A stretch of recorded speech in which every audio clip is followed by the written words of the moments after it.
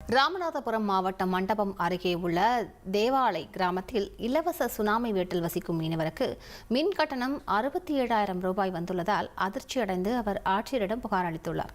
கூடுதல் விவரங்களோடு இணைகிறார் செய்தியாளர் சோனைமுத்தன். சோனைமுத்தன், விவரங்களை பதிவு பண்ணுங்க.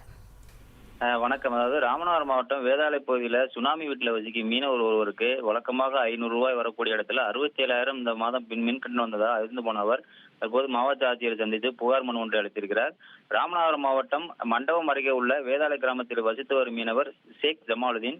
இவர் வேதாளை கிராமத்தில் மீனவர்களுக்கு அரசு கட்டி கொடுத்த இலவச சுனாமி வீட்டில் குடியிருந்து வருவதாகவும் வழக்கமாக அவரது வீட்டிற்கு வந்து மின் கட்டணம் 500 முதல் 600 வரை மட்டுமே செலுத்தி வந்ததாகவும் திடீரென இந்த மாதம் 67,000 ரூபாய் மின் கட்டணம் வந்திருப்பதாக அதிகாரிகள் கூறியதனால அதிர்ச்சி அடைந்து போய் அவர் மண்டபத்தில் உள்ள மின்வாரிய அதிகாரியிடம் கேட்டதற்கு முதலில் 67,000 பணத்தை கட்டுங்கள், பிறகு பேசிக்கொள்ளலாம் என்று கூறியதாக கூறப்படுகிறது.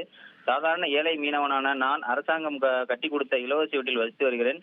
என்னால் திடீரென 67,000 ரூபாய் எப்படி கட்ட முடியும் என்று கேட்டதற்கு அதிகாரிகள் தான் கூறுவதை காது கொடுத்து கூட கேட்கவில்லை எனவும் புகார் கூறியிருக்கிறார். இந்த மின் கட்டணத்தை கட்டவில்லை எனால் மின் இணைப்பை துண்டித்து விடுவதாகவும் அதிகாரிகள் கூறியதாக அவர் தற்போது கண்ணீர் மல்க வேதனை என்பதை தெரிவித்திருக்கிறார்.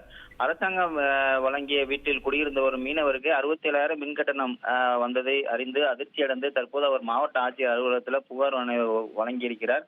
இது குறித்து மின்வாரிய அலுவலகத்தில் கேட்ட பொழுது அவர் அவருடைய வீட்டில் உள்ள மின்சாதன பொருட்களை ஏதேனும் பழுதடைந்திருந்த காரணத்தினாலே இது போன்று ஏற்பட்டிருக்கலாம். ஆகவே அவர் அந்த பணத்தை கட்டித்தான் ஆக வேண்டும் எனவும் அந்த அதிகாரிகள் நம்மிடம் தெரிவித்தது பரபரப்பை ஏற்படுத்தி இருக்கிறது.